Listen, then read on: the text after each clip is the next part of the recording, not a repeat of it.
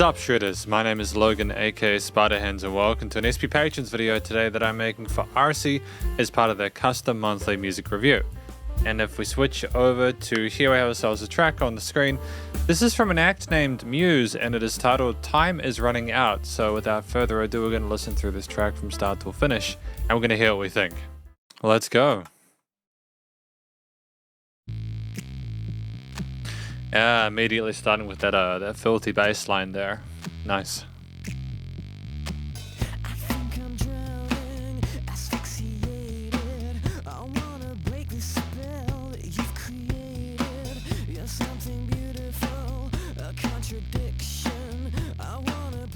Unconventional chord progression potentially.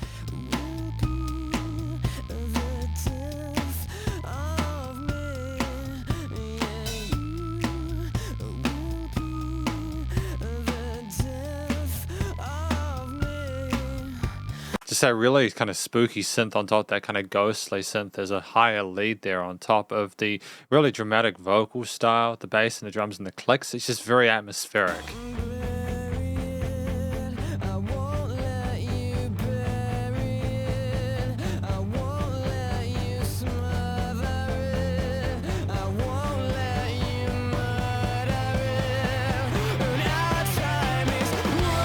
And how it surrounds you in the headphones, how it goes sideways like that is awesome with the guitars.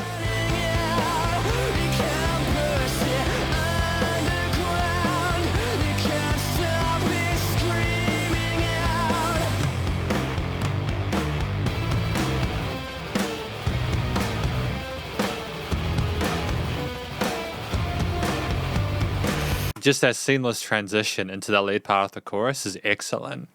Segmented different chord progressions and bass lines and different drum grooves per part as well. Lots of variation compositionally.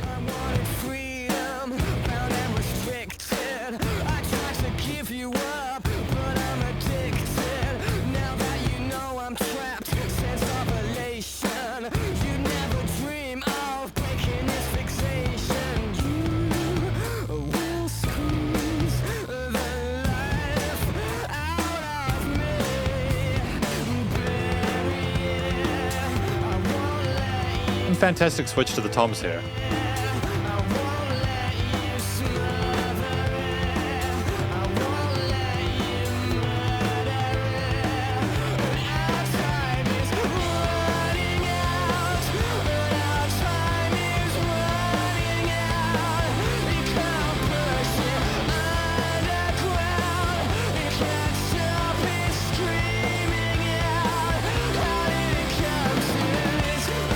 An interlude.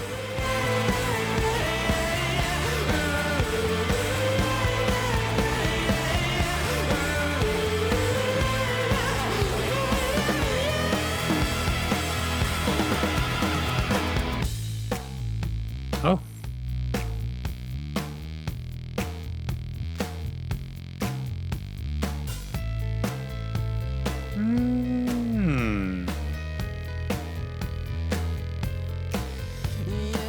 And sorry to interrupt here, I know we're about to go into a refrain, but just that really kind of spooky, kind of sinister piano riff emulating a lot of the guitar and bass parts we had here, alongside some of the notes of the triads in general. It's just a really fun way of reimagining what we've had before on a different texture to kind of keep things fresh sounding at this part of the track.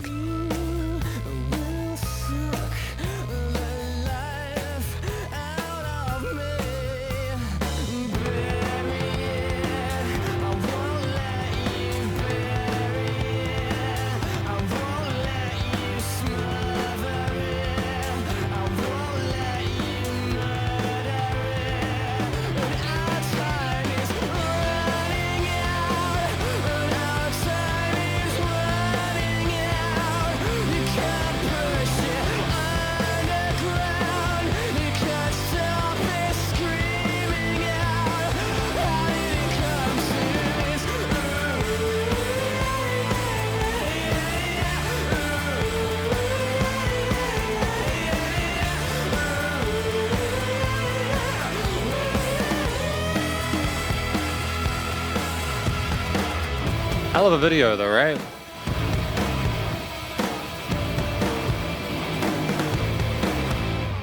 It's a hell of a video. If for anyone wondering why it is smaller than it usually is, like it doesn't fill up the whole screen, it's because I think this was uploaded around 14 years ago, if I'm not mistaken. And back in 2010, the upload kind of the ability to like full HD and stuff wasn't as good as it is now. It's not like we didn't have 1080p 60 back then or whatever, but yeah, it's why maybe the video is a little bit smaller. It's just the upload specifications. I think this only goes up to 480p anyways. But anyways, we're going to talk about this track more in the conclusion. I had a great time with it. Because welcome to the conclusion of my review of this track from an act named Muse titled Time Is Running Out. Now, what do I think this track is about? I think after listening through it, I get the impression that it's about someone who is in a situation where they're potentially being led astray by someone. They don't feel like they're in a position of power. At one point they say they're gonna get the life sucked out of them. You know what I mean? Like they're gonna get crushed, and they're not gonna allow the person that this is happening to, I suppose, the victim, I suppose, maybe like Matt on the vocals is saying that they actually don't want to allow them to get away with it, to bury them, to murder it. They don't want to allow them to get away with their sins that they've committed. It's interesting. I'm not sure what specifically they're referencing to. I think that the story is kind of vague enough or open enough that a lot of people who listen to it are probably going to sort of get their own sort of meaning or interpretation out of it. So in that respect, I think it's quite a successful piece of music for sure. I think that the way that it was sung by Matt is fantastic. We had a huge amount of emotionality to it. It's a very mature, dramatic performance from someone who had really solid vocal technique, very comfortable in their chest, mainly in their head voice or the upper range, although that could have just been their natural point. And a bit of falsetto occasionally with some smooth legato transitions and some but an octave up, and like the falsetto, the vibrato, should I say, on the falsetto was absolutely flawless. It was excellent. Really captivating singer, highly charismatic. It's an intoxicating performance, and there's like this kind of weird kind of sexiness to it that I think rolls with like the bass tone and stuff like that I really appreciate. We harmonize really nicely with the existing motifs played on the other instruments within the mix. I think that we have a good understanding of how to sort of perform in regards to the story that we're being told. And ultimately, it's just a track where I think as a final note, I think the way we delivered it made sense with the story that was being told.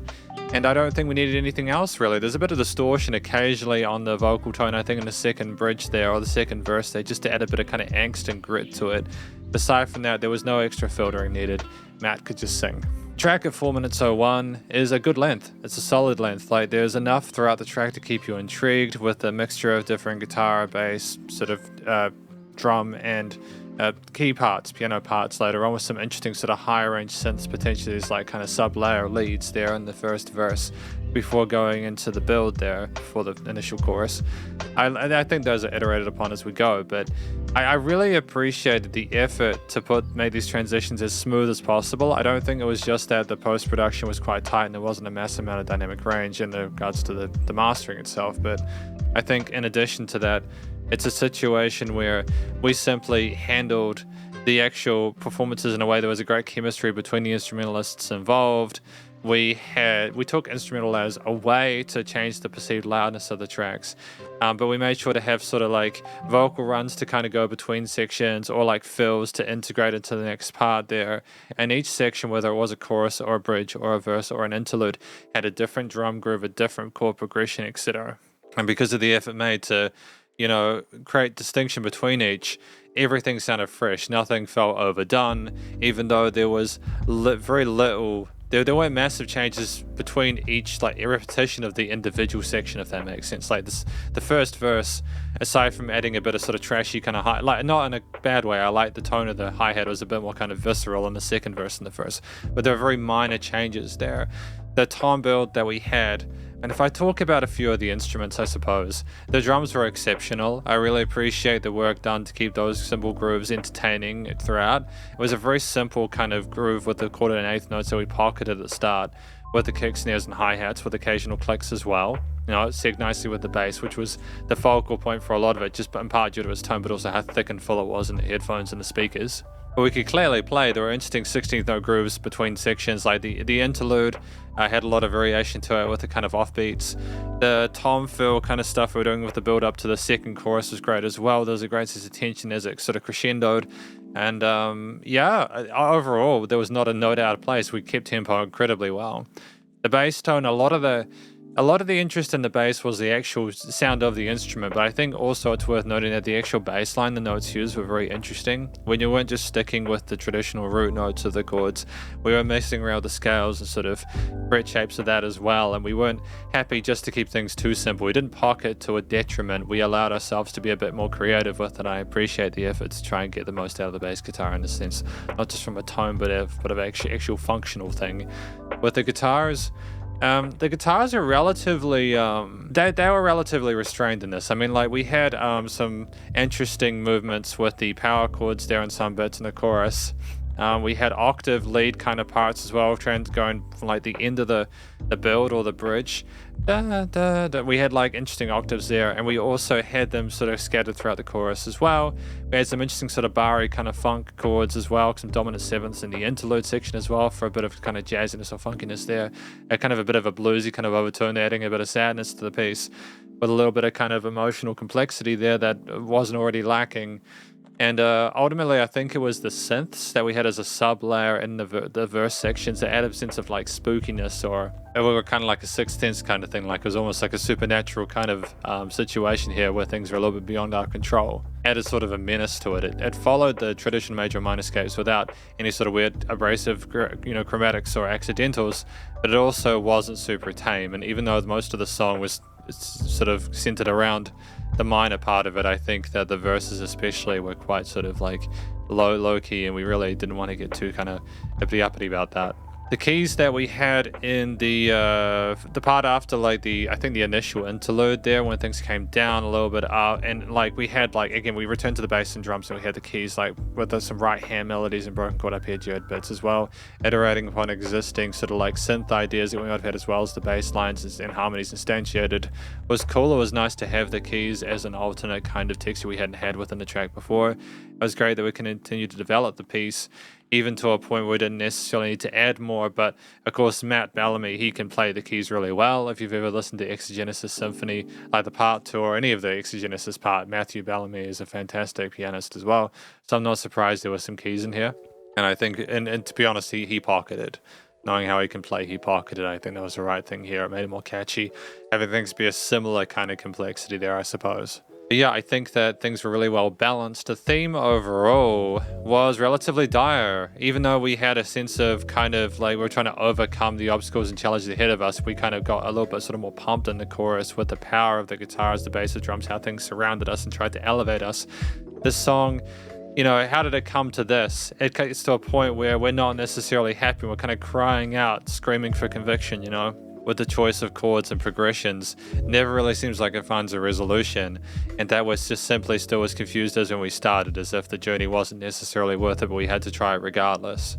I think that's a lot to communicate within the music itself. We have the sort of rationalization building into wanting to sort of overcome it and then coming back down, and there's like oscillations there with the feelings and sort of aesthetic of it, and I appreciate the range there. It's part of why it's good to have different chords and different parts for different sections to have a journey there for the listener. But it creates a track where we don't reach a resolution. I think that's kind of dope. Because I don't think the lyrics give that, to be fair. The performance in general was really tight, and I don't think there was a note out of place. Great chemistry between the band members. Very, very well done. The studio recording, mixing, and mastering. Right, with the guitars. Before we continue, I liked the closest thing we had to really kind of a lead element is some kind of tremolo picked guitar parts that we had in occasional breaks after the choruses. And I like that there was a bit of tension and kind of nastiness and spiciness there. It was almost like kind of broken sine waves or something like that. It was vicious, as if we were kind of lashing out at the people who were trying to oppress us. I thought that was kind of dope. Didn't have really any leads after that. I think that the vocals were probably deemed just to be enough, and I'd have to agree with that. Studio recording, mixing, mastering was tight. Really happy with how things were performed there. We carried ourselves very eloquently in the studio side. There wasn't a massive amount of like dynamic range like audibly. I think a lot of the kind of differences in loudness came from having less or more instruments. Like the chorus was huge because of how things were stacked in the stereo field and the frequency spectrum. But I think at the same time, we glued things quite tightly there. I don't think there's a lot of dynamic range in albums released around this time. That was during the loudness wars where audio engineers were trying to make songs as loud as possible because I thought that was better.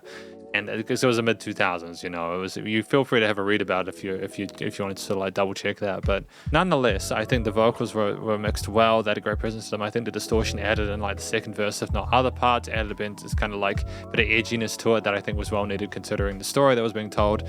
The drums, guitar, bass, and piano and synths, regardless of the compression, had a great presence in the mix, and there was still sub layering again at the synth leads at the start. It was nice to allow without pumping, so the bus compression limiting was handled. And effectively, that is my review of this track from an act named Muse titled Time Is Running Out.